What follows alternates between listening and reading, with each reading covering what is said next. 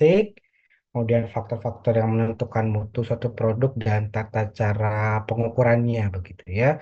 Serta bagaimana kita menghubungkan atau mengkorelasikan antara pengukuran yang sifatnya itu objektif menggunakan instrumen dan juga pengukuran yang sifatnya subjektif atau menggunakan indera manusia. Jadi pendekatan uh, analisis, pengujian secara sensoris menggunakan indera manusia itu apa pengukuran secara subjektif ya. Kita bisa mengkorelasikan dengan pengukuran objektif yang menggunakan instrumen begitu. Jadi ketika dalam suatu proses produksi kita sudah menghasilkan suatu produk dan kita ingin menganalisis terkait dengan spesifikasi produk itu apakah sudah memenuhi atau sesuai dengan standar yang dipersyaratkan oleh perusahaan. Ketika salah satu pengujian ini tidak tersedia, kita bisa menggunakan pendekatan pengujian lainnya gitu ya.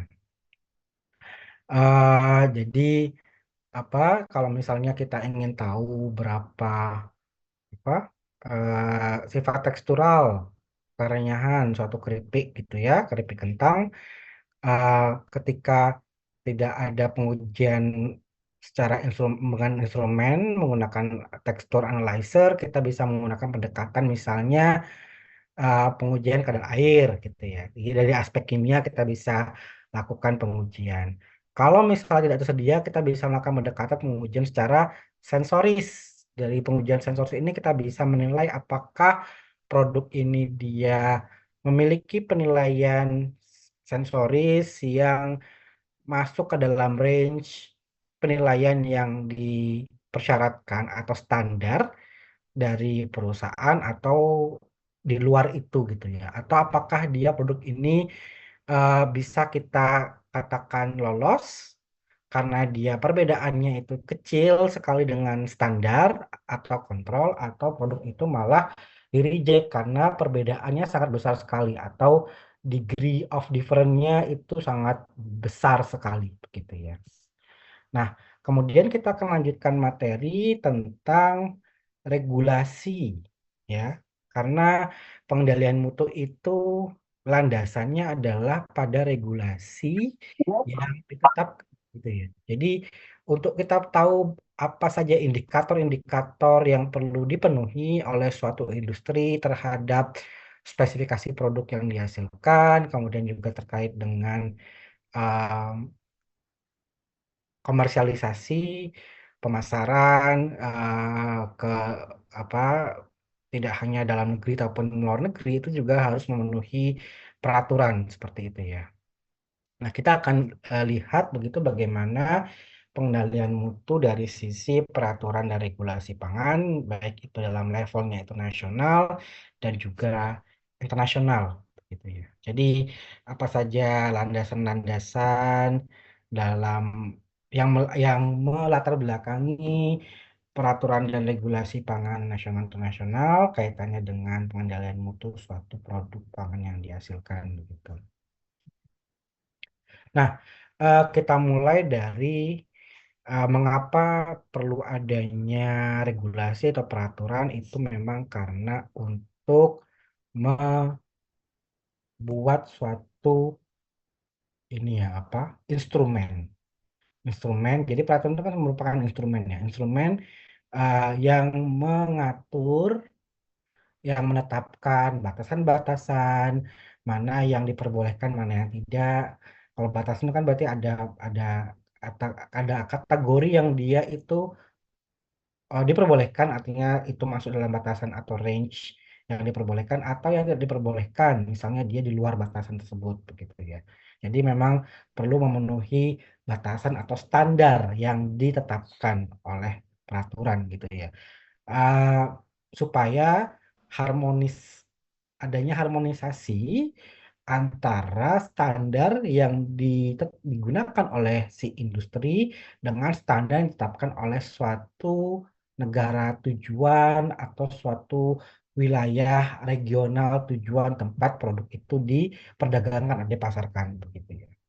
Sebagai contoh, eh, kalau produk itu ingin dipasarkan ke perdagangan bebas di luar negeri, pasar terbuka, maka kita perlu memenuhi peraturan-peraturan terkait dengan hukum, legal gitu ya, yang berlaku terhadap perdagangan bebas gitu ya. Ketika kita ingin memasarkan produk kita di suatu negara, maka kita perlu menyesuaikan uh, spesifikasi atau standar produk kita itu sesuai dengan standar produk yang diatur atau yang diakui oleh negara tujuan kita untuk melakukan perdagangan begitu ya. Dan memang setiap negara itu dia punya apa peraturan yang berbeda dalam konteksnya, secara detail bisa terhadap batasan-batasan maksimal pada suatu parameter begitu ya. Misalnya em, terkait dengan cemaran mikrobial atau cemaran logam berat, kemudian ada juga cemaran misalnya toksin, mikotoksin itu ya. Nah, itu setiap negara punya peraturannya masing-masing, termasuk penggunaan bahan tambahan pangan, mana yang memang di negara tersebut tidak diperbolehkan, mana yang masih dalam kategori legal atau diperbolehkan gitu. Sebagai contoh, dulu pernah ada kasus bahwa produk Indomie kita di negara Indonesia itu ditolak di negara Hong Kong karena setelah diuji itu mengandung pengawet metil paraben. Itu yang terdapat pada ini apa um, bumbu. Kemudian adanya kandungan antioksidan, tokoferol, begitu BHA, BHQ, butil hidroksianisol, butil hidroksi BHA, BHT ya, toluen, butil butil hidroksitoluen. Ini antioksidan pada mie, pada mie keringnya itu ya. Nah, itu kalau di regulasi sana itu sudah diperbolehkan gitu. Tapi kemudian kita melakukan adjustment begitu ya, bahwa kita tidak menggunakan pengawet itu lagi. Kemudian juga kita melakukan klarifikasi bahwa kita tidak menambahkan secara apa, secara istilahnya um, langsung begitu antioksidan itu ke dalam mie mie kering itu dalam formulanya, tetapi karena dikarenakan mie itu digoreng gitu ya. Jadi untuk proses pengeringannya itu dengan cara untuk membentuk mie keringnya itu dengan cara digoreng. Nah, minyaknya yang digunakan itu sudah mengandung antioksidan itu gitu, BHA, BHT, kemudian juga tocopherol sehingga secara tidak langsung itu antioksidan itu akan terserap ke si mie kering ini begitu sehingga eh, kita tidak menambahkan uh, on purpose, artinya tidak tidak di awal itu bukan niat kita menambahkan, tetapi itu sebagai suatu bahan yang terikut begitu ya. Jadi bukan hal yang disengaja gitu ya. Gitu. Nah, organisasi dunia dan regional itu ada yang sifatnya um, ini ya suatu wilayah regional gitu, misalnya ASEAN meliputi negara ASEAN itu ada ASEAN Free Trade Area gitu ya. Kemudian ada ini untuk dalam konteks wilayah perdagangan bebas gitu ya. Kemudian ada APEC dan WTO gitu. Nah, pada intinya adalah ketika kita ingin memasukkan produk kita dalam perdagangan bebas itu maka perlu memenuhi persyaratan standar yang ditetapkan begitu ya, atau standar yang berlaku begitu. Sehingga standarisasi ini sangat penting sekali untuk menjamin perlindungan terhadap masyarakat khususnya di bidang keselamatan begitu ya. Safety, aspek safety. Jadi jangan sampai ketika produk dikonsumsi oleh orang lain di negara tujuan begitu dalam perdagangan bebas itu bisa menimbulkan bahaya kesehatan bagi yang mengkonsumsi. Gitu. Dalam konteksnya perdagangan bebas itu maka level food security-nya atau keamanan pangannya pasti akan jauh lebih ketat dibandingkan kita istilahnya masakan dalam negeri begitu ya. Karena memang tipikal culture, budaya, kemudian kebiasaan makan, bahkan mungkin terkait dengan kesehatan dan juga paparan mikrobia gitu ya, cemaran dalam negeri dan luar negeri itu akan berbeda begitu. Di kita mungkin kita santai gitu ya, oke, masih oke sehat kalau kita mengkonsumsi produk yang mungkin sudah terpapar udara terbuka dalam daerah danger zone gitu ya, em, cukup lama begitu ya. Tapi ketika kita konsumsi makanan itu tidak menimbulkan masalah gitu, karena memang mungkin sistem pencernaan kita, kemudian ada gut microbiota, mikroflora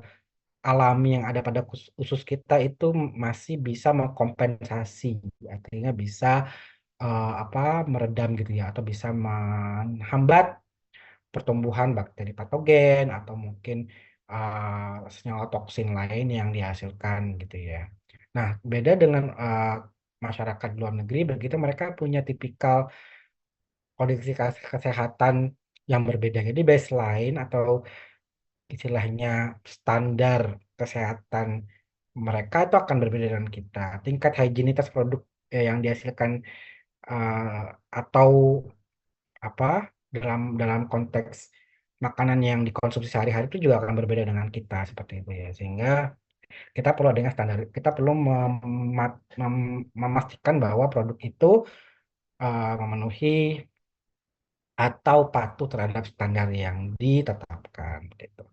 Kemudian keamanan, kesehatan dan lingkungan hidup gitu ya. Ini akan menjamin pula kalau kita mematuhi standar yang berlaku. Kemudian juga meningkatkan pertumbuhan ekonomi nasional begitu ya. Dan karena kita bisa memboosting atau kita bisa meningkatkan angka penjualan uh, ini ya lintas negara seperti itu ya. Jadi tidak hanya dalam negeri kita meningkatkan penjualan, tapi kita juga merambah atau mengekspansi penjualan kita ke luar negeri dalam perdagangan bebas seperti itu. Maka omset pun juga otomatis akan ikut meningkat seperti itu. Tetapi memang untuk bisa memenuhi kualifikasi atau kriteria produk kita bisa dipasarkan dalam perdagangan bebas, ada step-step tahapan dan juga seperangkat peraturan yang perlu kita patuhi gitu ya. Termasuk kita perlu memiliki sertifikat atau istilahnya pengakuan gitu ya yang bisa menjamin atau memastikan terkait dengan keamanan pangan kita. Misalnya kita punya sertifikat HACCP.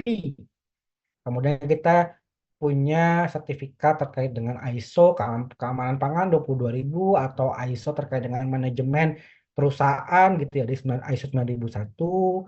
Kemudian juga mungkin di labnya itu juga ada pengujian yang sudah terstandar, yang sudah terakreditasi oleh misalnya ISO 17025 seperti itu. Jadi memang tantangannya juga besar seperti itu. Nah, kemudian terkait dengan rasional atau landasan mengapa standarisasi itu diperlukan atau itu penting, maka kita melihat dari kebijakan mengenai tata cara penetapan standar tersebut itu diatur dalam level undang-undang begitu ya. Kalau negara kita itu diatur oleh undang-undang, sehingga semua produsen industri itu perlu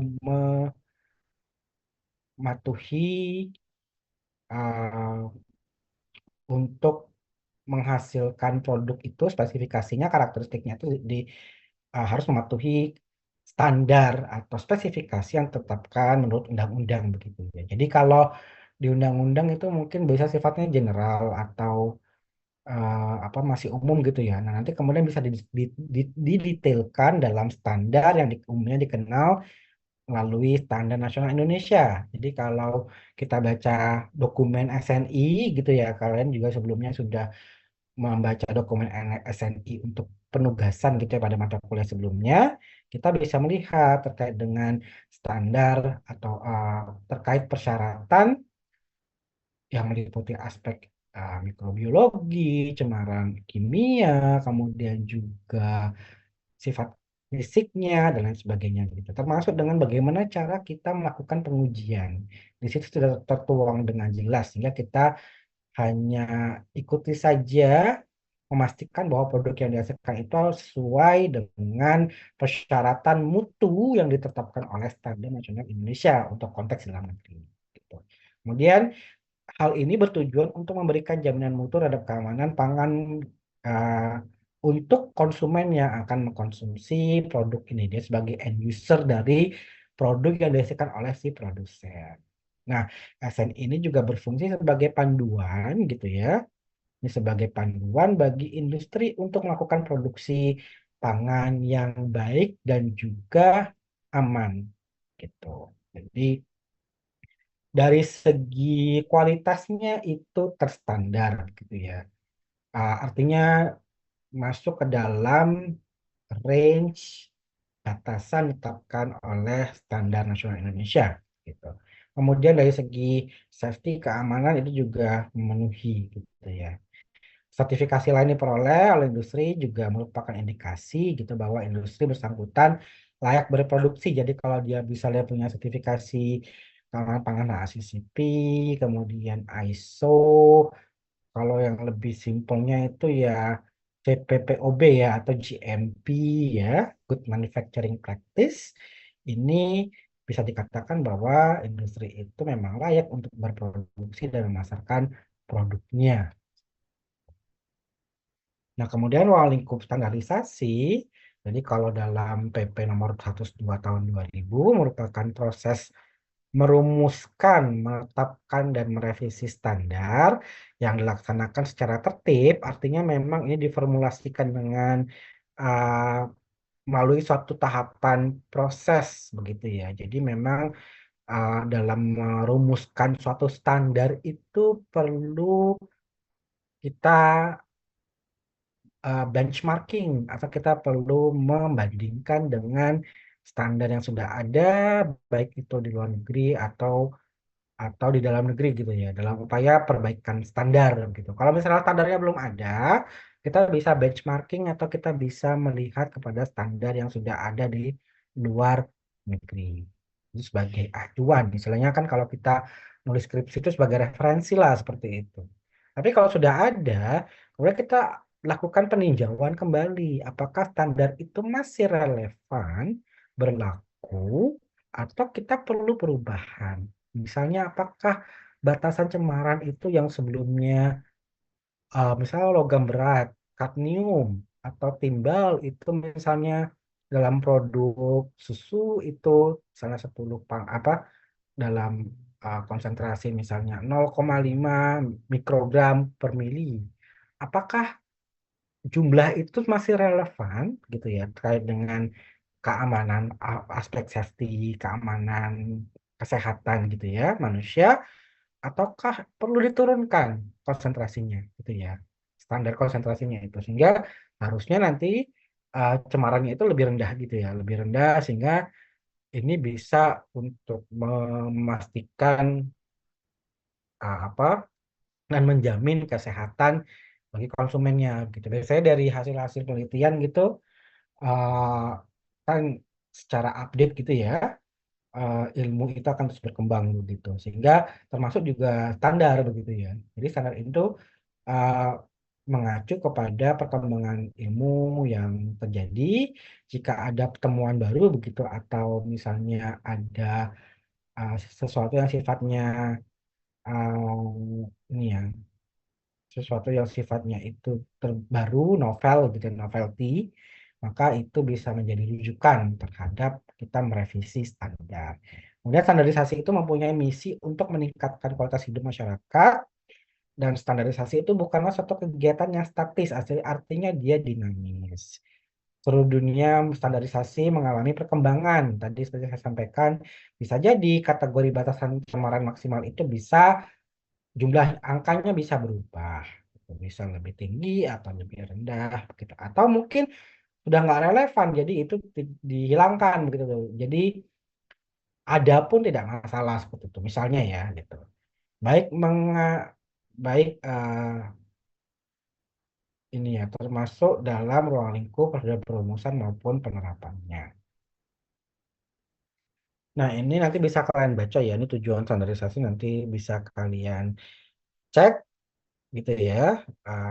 Apa saja uh, tujuan, kemudian yang kaitannya dengan aspek kualitas produk, kemudian juga safety, keamanan pangan gitu ya.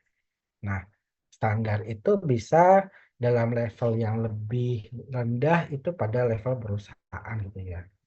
Kemudian kalau kita tarik lebih jauh, kemudian standar nasional itu akan berlaku secara nasional. Jadi mau perusahaannya itu beda, kalau produknya sama gitu ya, kategori produknya sama, maka kita perlu menyesuaikan spesifikasi produk kita sesuai dengan standar yang berlaku secara nasional.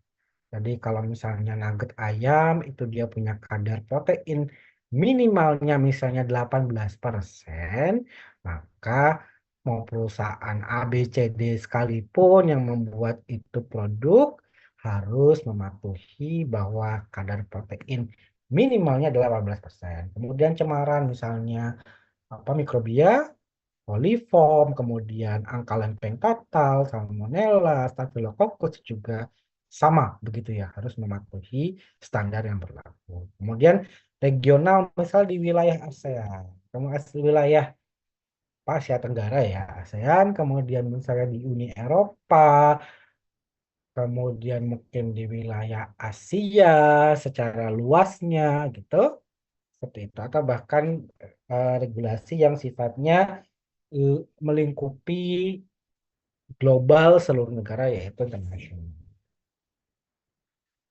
Nah, kalau kita bicara tentang lingkup standarisasi pangan Indonesia, maka kita menggunakan landasan hukum. Standarisasi ini mengacu pada UU Nomor 18 Tahun 2020. Nah, ini konsep keamanan pangan yang dari standarisasi itu adalah pada kontaminasi mikrobiologi, artinya kita melihat melalui kualitas mikrobianya. Kemudian juga dari sisi foodborne disease, artinya penyakit yang mungkin bisa ditimbulkan karena mengkonsumsi suatu produk pangan yang memang kualitas mikrobiologinya sudah jelek gitu. Jadi seorang itu bisa sakit karena mengkonsumsi makanan itu namanya penyakit foodborne disease gitu ya. Kemudian terkait dengan sistem standarisasi produk pangan dikembangkan sebagai bagian dari sistem standarisasi nasional, gitu. Di mana ini perlu adanya harmonisasi ya, keselarasan, keserasian, terpadu, serta berwawasan nasional. Kemudian konsep keamanan pangan dalam standarisasi pangan, ini ada sanitasi pangan, penggunaan bahan tambahan pangan itu juga diatur, penggunaan bioteknologi sama proses produksi, jadi rekayasa proses gitu ya, rekayasa genetika, rekayasa pada tingkat molekuler, itu juga perlu mematuhi peraturan yang berlaku. Supaya apa? Supaya ini tidak memberikan ancaman atau threat bagi konsumen, kemudian juga tidak menimbulkan ancaman secara nasional dan juga global gitu. Bahwa kita tahu ini ya terkait dengan aspek biologis itu bisa menjadi suatu ancaman gitu ya, jika tidak dikelola dengan baik begitu. Memang masih ada pro dan kontra terhadap rekayasa genetika transgenik seperti itu. Nah, ini yang perlu kita ini ya apa eh, mengikuti, kita perlu update gitu terhadap peraturan yang berlaku seperti itu, dan juga kita bisa apa memastikan bahwa produk itu dia memang dapat dipasarkan gitu, atau dikomersialisasikan seperti itu ya, melalui peraturan-peraturan yang berlaku. Kemudian pengemasan pangan, penggunaan iradiasi terhadap bahan pangan, ini kaitannya untuk pengawetan pangan, kemudian pangan tercemar atau pencemaran pangan, dan juga pangan kadaluarsa.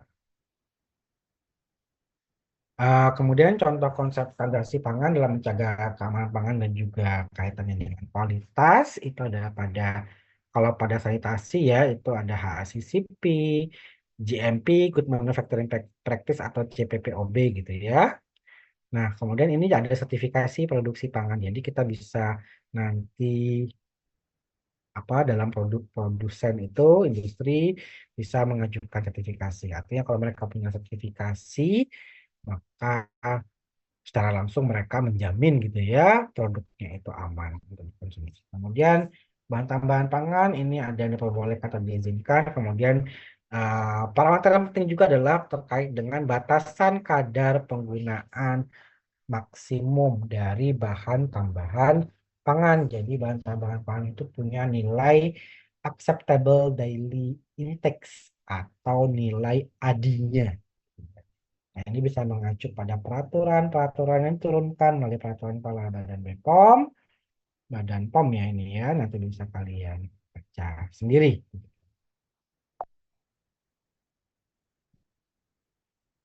Kemudian, nah ini tujuan khusus standarisasi produk pangan, ini memberikan perlindungan kesehatan, kemudian terkait dengan kualitas pun juga untuk penyeragaman begitu ya, supaya standar, terstandar, kemudian mencegah tindakan yang misleading, ini tujuannya ke arah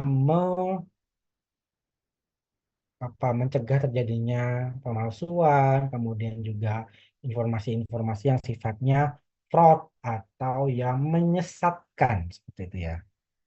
Kemudian visi standarisasi produk pangan ini terwujudnya standarisasi produk pangan dalam meningkatkan efisiensi dan daya saing produk pangan nasional dan terlindungnya konsumen dari pangan yang tidak layak, tidak aman, dan juga dipalsukan.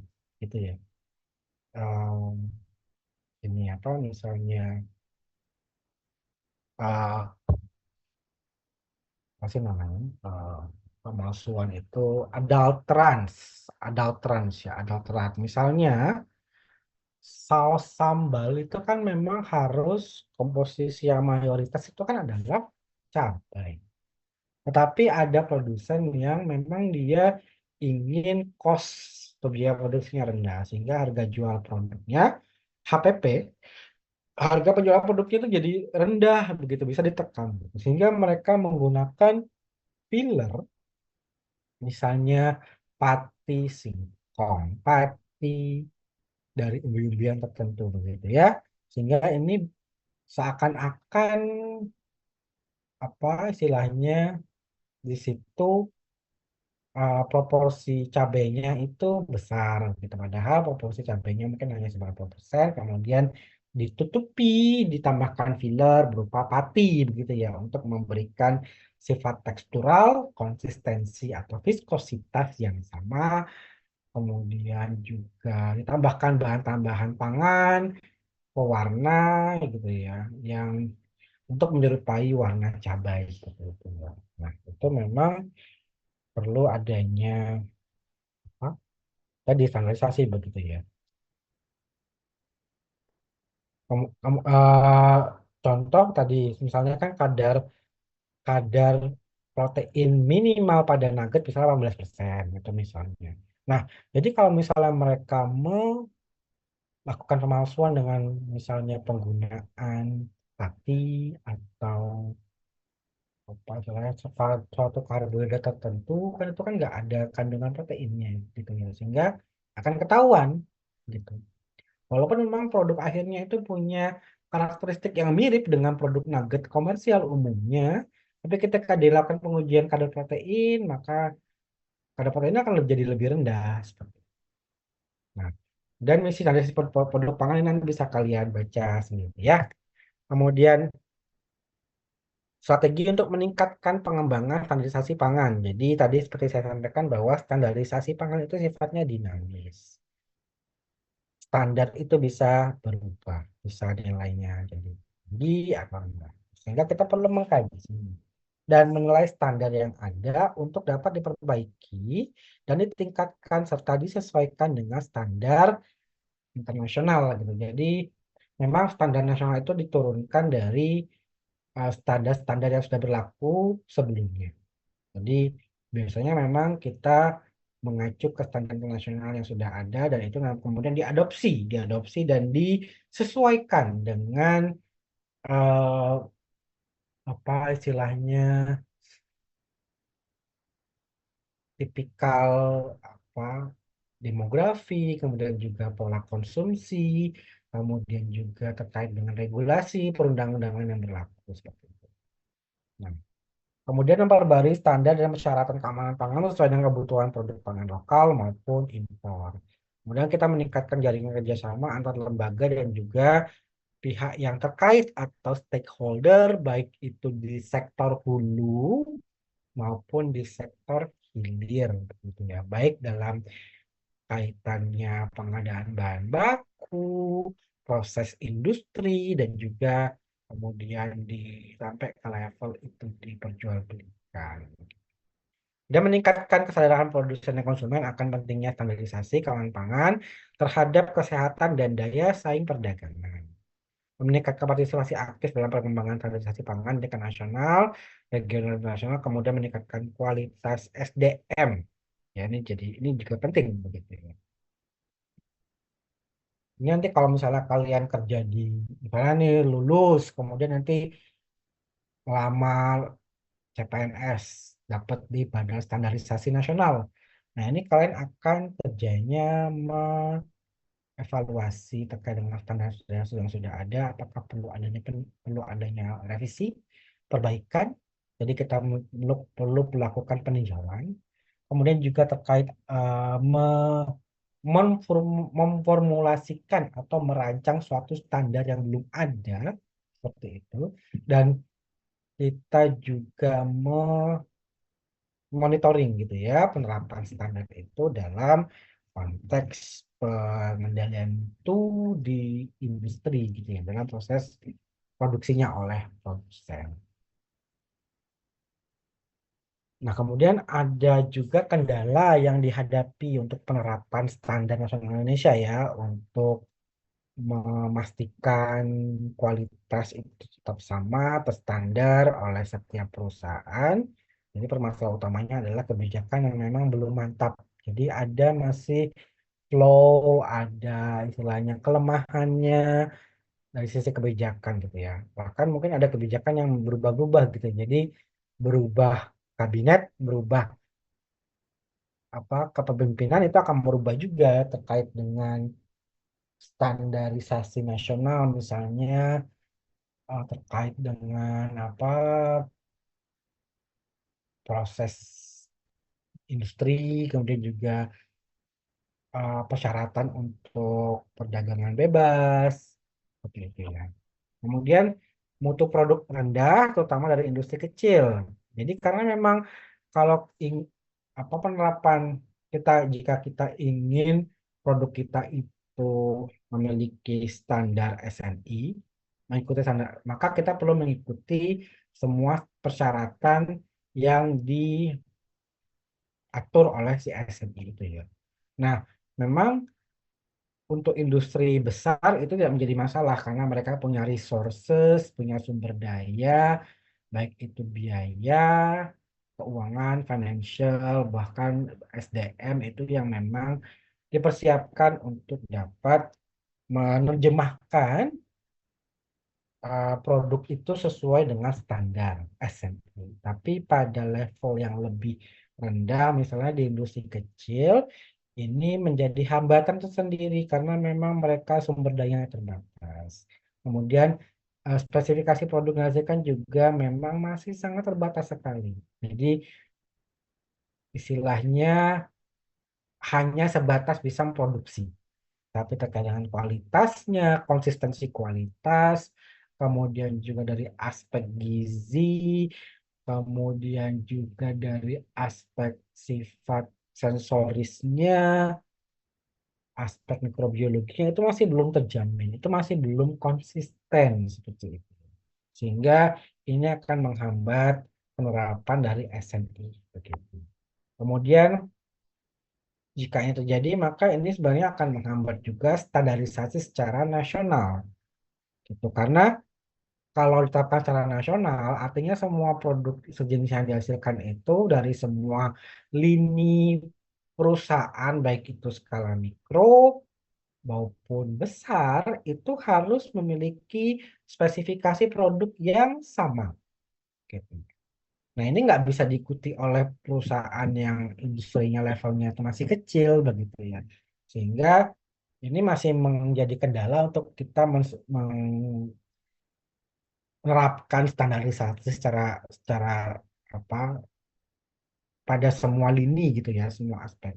Jadi sehingga kalau kalau di industri rumah tangga ya sudah mereka bisa menggunakan perizinan PIRT begitu dengan spesifikasi produk itu yang lebih sederhana seperti itu ya. Dan kalau misalnya ini apa kita tidak punya standarisasi pada suatu produk begitu, maka kualitas hasil kan juga akan bervariasi beragam dan ini bisa menyebabkan turunnya kepercayaan global gitu terhadap kualitas produk yang kita hasilkan. Jadi bisa saja mereka nanti memilih produk itu dari negara-negara lain yang memang secara kualitas itu konsisten gitu ya. Dari waktu ke waktu tuh konsisten kualitasnya yang dihasilkan, produk yang dihasilkan. Kemudian kurangnya kejelasan informasi kebijakan menyebabkan lambatnya pengawasan dan juga implementasi. Jadi proses menyebarkan informasi, kemudian juga sosialisasi itu juga penting sekali. Nah, jika itu ini mengalami kendala, maka bisa menyebabkan permasalahan dalam hal pengawasan dan juga implementasi standarisasi secara nasional. Nah, kemudian kalau kita lihat dalam konteks peraturan internasional, itu memang standarisasi sesuatu yang mutlak berasal dari isu-isu yang muncul yaitu pada keamanan pangan, kemudian juga perdagangan bebas dan kualitas pangan. Nah, sehingga diperlukan instrumen sebuah regulasi pangan di mana tercantum strategi dalam menjamin keamanan pangan dan dalam kaitannya untuk melakukan pengaturan pangan seperti itu. Nah, dalam sistem pengawasan itu kita bisa menggunakan instrumen-instrumen bermacam-macam instrumen yang sudah di establish atau sudah dibuat begitu ya secara internasional baik itu ISO, HACCP ataupun mungkin GMP. Nah, kemudian terkait dengan rencana penjaminan pangan gitu, baik itu kualitas, quality dan juga safety, maka kita bisa mengacu kepada SOP ataupun peraturan turunan yang sudah dibuat begitu dalam konteks food safety policy, kebijakan terkait dengan keamanan pangan, kemudian juga food legislation terkait dengan aspek legal suatu produk itu bisa diperdagangkan gitu ya. Misalnya pada labeling gitu. Labeling itu penting gitu ya. Tidak boleh labeling itu yang miskomunikasi, misleading dan menyesatkan. Kemudian komponen-komponen bahan-bahan penyusun gitu ya. Ada yang memang tidak boleh mengandung misalnya lemak trans begitu ya. Lemak trans karena lemak trans ini dia bisa menyebabkan masalah kesehatan. Atau dia memang harus 0% kolesterol ya. Kemudian food inspection atau inspeksi pada pangan begitu ya. Ini terkait dengan kita melakukan monitoring terhadap baik itu kualitas dan juga keamanan. Kemudian analytical capacity, artinya kita bisa memiliki kemampuan yang baik dalam melakukan pengujian yang terstandar, terstruktur, begitu ya, dan menghasilkan hasil yang akurat dan dapat dipercaya atau memiliki reliability yang tinggi. Sehingga ketika kita mau memasarkan produk kita keluar, kita akan menyertakan hasil pengujian. Ini bisa dipercaya oleh mereka. Kalau kita nggak punya analytical capacity atau proses analytical yang baik untuk pengujian, maka bisa saja hasil yang kita sampaikan itu tidak dipercayai karena bisa jadi ini istilahnya fabrikasi atau misalnya tidak akurat seperti itu karena instrumennya mungkin tidak sensitif atau memang mungkin metodenya tidak tepat dan lain sebagainya. Kemudian terkait dengan quarantine system. Jadi kalau misalnya ada masalah terhadap kualitas produk itu harus di reject itu karena membahayakan keamanan konsumen, maka kita perlu adanya sistem perangkat untuk mengkarantina gitu ya, untuk mencegah tercampurnya produk-produk yang membahayakan dengan produk-produk yang memang aman. Nah, kemudian regulasi pangan internasional yang merupakan regulasi tingkat dunia ini tercetus sejak diberlakukannya Codex Alimentarius Commission atau CAC Guideline. Jadi, ini merupakan petunjuk atau panduan pada regulasi pada penanganan atau penyediaan produk pangan gitu ya. Jadi, dalam regulasi tingkat dunia itu tercetusnya dari CAC ini, Codex Alimentarius Commission. Jadi misalnya penggunaan bahan tambahan pangan, pewarna, pengawet gitu, nah ini diatur di sini begitu. Bahkan kategorisasi produk, jadi ini tuh produk bakery, ini produk susu, dairy, seperti itu juga diatur seperti itu. Nah, lembaga-lembaga internasional yang berperan dalam terjadinya CIC nanti bisa kalian baca ada FAO, WHO, WTO begitu gitu ya. Ini memang organisasi atau lembaga internasional begitu ya yang mengilhami terbentuknya eh, berdirinya CIC ini. Nah, kalau kita tilik beberapa sampling gitu ya, regulasi-regulasi yang ada di negara-negara di secara internasional begitu ya. Kalau kita lihat di Amerika Serikat, pasti mereka punya regulasi yang sudah lebih maju begitu ya. Standarisasinya sudah lebih baik, eh, sehingga kerap kali kita menggunakan ini sebagai acuan begitu ya. Nah, Amerika Serikat telah sejak lama dipandang sebagai negara yang memiliki sistem keamanan pangan serta inspeksi yang menyeluruh dari farm to fork, artinya dari lahan, dari kebun, gitu pertanian itu dilakukan. Ada regulasi yang jelas, kemudian juga tata cara inspeksi yang jelas, hingga pada produk itu kita akan konsumsi, jadi farm to fork begitu ya. Kemudian regulasi mengenai inspeksi dan keamanan pangan di Amerika Serikat merupakan sistem kompleks yang diawasi oleh 12 instansi federal yang berbeda. Ya. Kalau di kita mungkin ada dari Kementerian Pertanian, kemudian dari Kementerian apa Kesehatan, gitu ya. Kementerian Pertanian pun juga nanti bisa meliputi ke kesehatan veteriner, seperti itu ya. Mungkin ada beberapa produk yang kalian lihat itu ada nomor NKV, gitu ya. Nomor kesehatan veteriner seperti itu. Nah, kalau di Amerika dia lebih banyak lagi lembaga yang mengawasi begitu. Nah, instansi federalnya itu bisa apa yang besar itu ya, yang memang istilahnya banyak melakukan proses pengawasan itu ada USDA ini yang untuk agriculture ya, kemudian Food and Drug Administration ini kayak BPOM-nya kita. Kemudian NOOA ini untuk yang hasil laut. Nah, nanti bisa kalian baca ya, terus mendalami sendiri. Kemudian regulasi pangan di Australia Selandia Baru. Nah, ini juga mereka menggunakan namanya Food Standard Australia New Zealand atau FSANZ ini ya. Jadi merupakan lembaga yang diserahi tugas untuk menyusun serta mengembangkan standarisasi pangan yang berlaku bersama di Australia dan juga Selandia Baru. Nanti bisa kalian baca ya terkait dengan regulasi apa saja yang berlaku di slide ini begitu. Kemudian ini standarnya yang diatur apa saja, produk-produk yang diatur apa saja, kemudian ada juga regulasi khususnya terkait dengan BTP, mengenai kontaminasi pangan, nanti bisa kalian baca ya.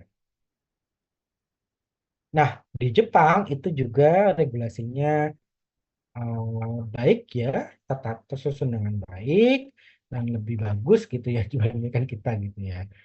Nah, ini ada regulasi untuk pangan impor, kemudian pangan dan bahan tambahan pangan, dan juga tindakan sanitasi. Gitu ya. Kalau impor itu yang perlu diatur atau yang menjadi lingkup peraturannya adalah terkait dengan sertifikasi pangan impor yang diakui oleh badan di Jepang, kemudian juga melibatkan inspeksi dan juga karantina yang baik.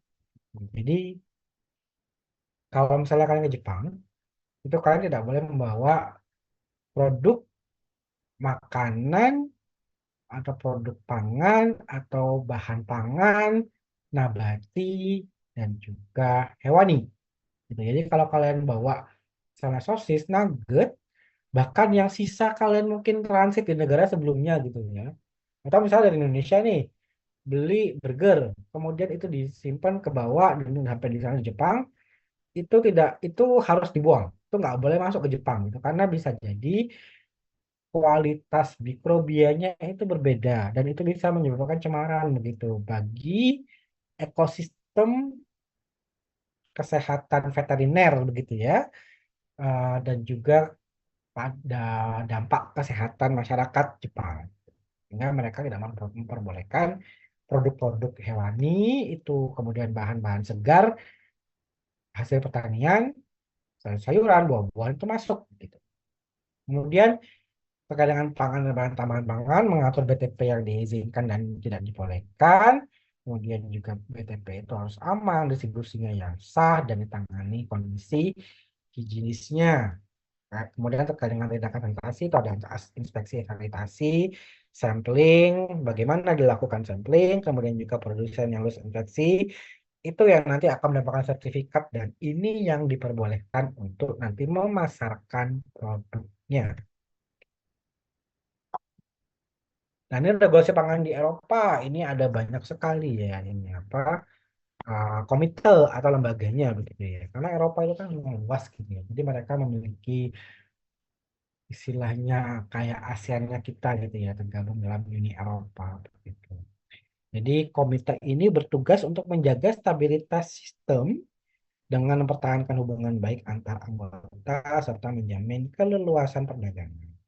Sehingga ada banyak sekali peraturan turunan yang dibuat begitu untuk menjamin terkait dengan kualitasnya itu terstandar, kemudian keamanan pangannya juga memenuhi dengan baik.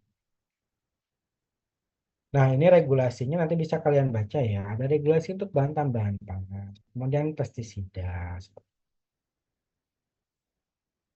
Nah, tadi yang sudah saya sampaikan di awal itu CAC, Codex Alimentarius Comite, itu merupakan standar kumpulan regulasi yang diadopsi dari standar yang berlaku secara nasional namun telah mengalami penyeragaman. Sehingga CAC ini bisa menjadi standar nanti ketika kita standar yang perlu kita patuhi gitu ya ketika kita mau memasarkan produk kita secara global dalam perdagangan bebas. Dan CAC ini standarnya itu merupakan juga acuan untuk kita membentuk atau kita merevisi standar nasional Indonesia gitu ya. Nah, standar-standar yang ditetapkan oleh CAC dapat berbentuk kode-kode yang harus dipatuhi, panduan maupun rekomendasi yang berkaitan dengan keamanan pangan. Nah, CAC memberikan perhatian khusus terutama pada standar pelabelan pangan. Jadi tadi saya sampaikan label itu tidak boleh misleading, miskomunikasi, ataupun menyesatkan. Dan pengembangan metode-metode food hygiene yang baik, serta bagaimana praktek-prakteknya. Nah, lingkup area keamanan pangan itu harus diberlakukan 4 langkah baku dalam upaya terciptanya keamanan pangan, yaitu dengan cara kita melakukan identifikasi bahaya potensial. Ini yang ada di HACCP ya, kita melihat hazard atau potensi bahaya. Kemudian karakterisasi tingkat bahaya potensialnya itu apakah dia hazardnya itu levelnya tinggi, sedang, ataupun rendah. Kemudian tingkat pencemarannya, apa saja pencemaran yang bisa dimunculkan, baik dari aspek mikrobiologi maupun kimia. Kemudian karakteristik tingkat risiko, baik itu dampak kesehatan maupun terhadap penyediaan pangan atau pengadaan pangan secara global. Ya mungkin bisa ditimbang. Baik, mungkin cukup sekian kuliah kita hari ini terkait dengan standar nasional dan internasional kaitannya dengan pengendalian mutu, begitu ya. Sebelum saya akhiri, kira-kira apakah ada pertanyaan?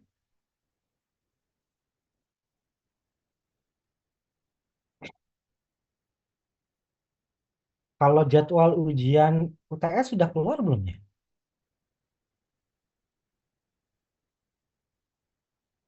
Ada yang tahu?